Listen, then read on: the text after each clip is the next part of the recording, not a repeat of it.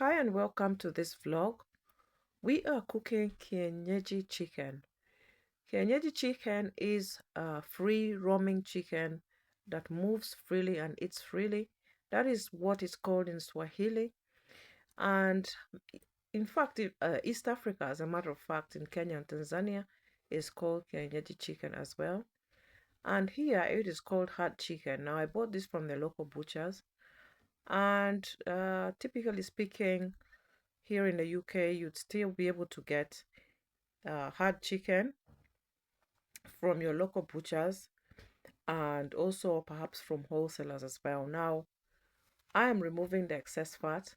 Many people normally wouldn't remove much fat from this because it seemed like there isn't much fat on it, but actually this does have fat. It does have some excess fat here and there, and I just wanted to remove it so that it's not so much oily when it gets boiled. It can tend to be that way quite a lot otherwise. I remove a significant amount of skin from many of the pieces, but not all of them. Some of the chicken is still really nice with its skin on. Some pieces, such as the legs, I do leave the skin on, and part of the chest and so forth also retains its skin. Now, I do boil my chicken very often. This chicken here, this is about 3 pieces of chicken, 3 whole chickens, as a matter of fact.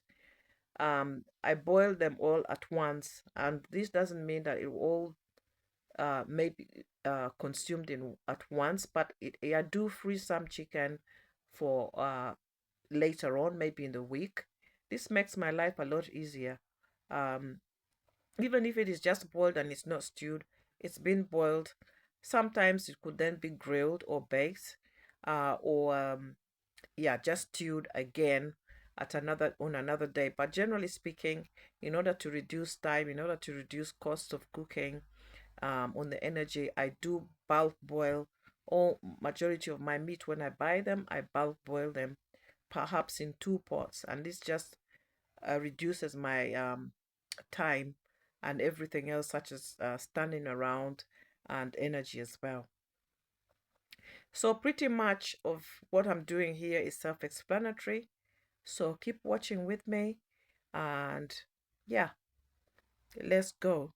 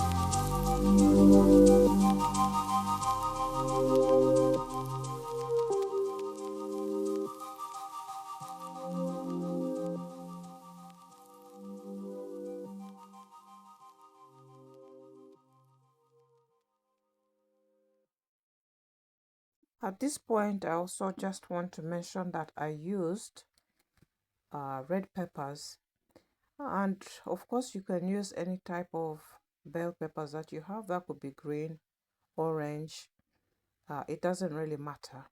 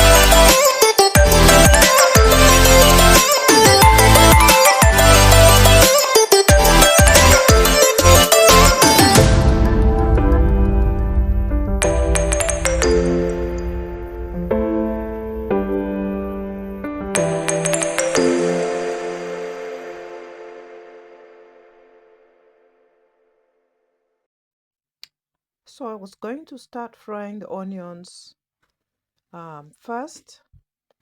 This would be then followed by the tomatoes, and I believe the carrots came after. It doesn't really matter the order, but the onions and tomatoes generally go fast. The onions have got to be golden brown, and at this point they already were. Here I'm now adding the chopped garlic as well. I added that. I also had a green chili, which I added. That was just one single chili, and actually it turned out not very hot at all. In fact, I barely could taste it. Now in East Africa, we don't eat a lot of chilies. If we do, we might throw it in as a whole pepper or chili, unless the dish was something that really took or needed something to be chili. However, I'm now used to quite a lot of chili, but on this occasion, Kienyeji chicken does not necessarily call for a great deal of chili. That is how traditionally it really is. It doesn't usually call for a lot of chili. However, again, cooking is an art, and it is allowed to actually opt to add other food items as you see fit and as is suitable for a dish.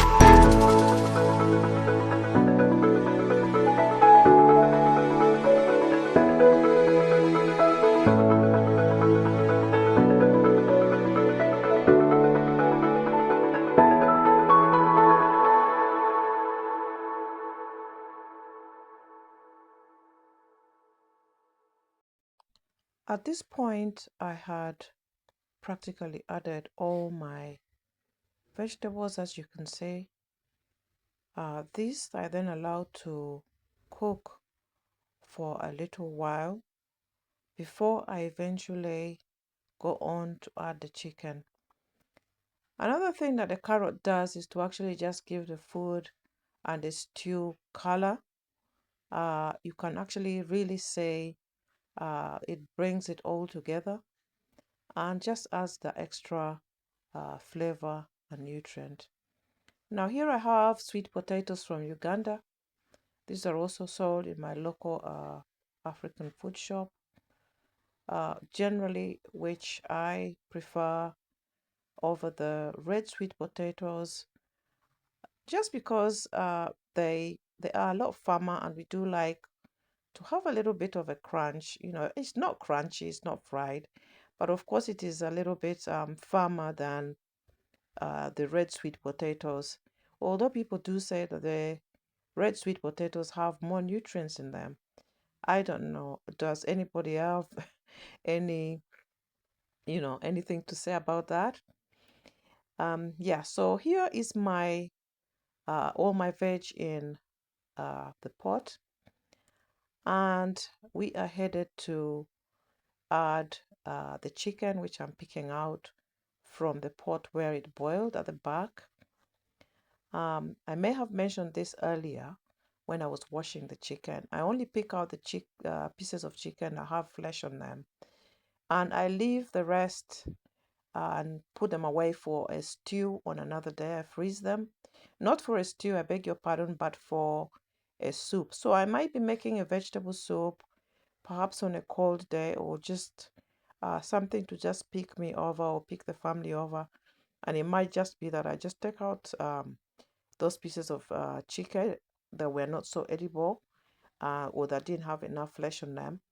And I might just use them to actually just bring up a vegetable or other soup that can be, consumed. So keep watching and let's keep having let's see what's coming up.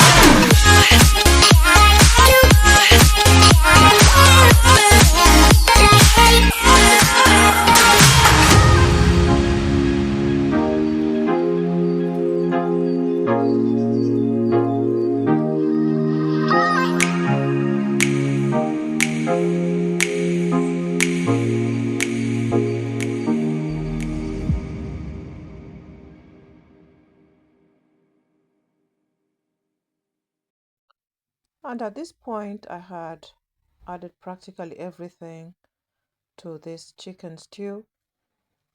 Just mixing it, and I would just put the lid on and allow it to cook for probably another 20 25 minutes or so, just to make ensure that it had really become a lot softer. Now at the back, I put the rice to cook as well. I was just adding some salt, and I also added peas to the rice, just for extra color as well as nutrient. So pretty much, I believe that is it. The potatoes were almost either done uh, or still cooking at this point. And I believe that is pretty much it. Yeah, there are the peas going in, and the sweet potatoes, I believe. Yeah, we're just yeah, I was just adding water to them at the back, and this probably takes another 15 to 20 minutes as well for the sweet potatoes to actually be ready.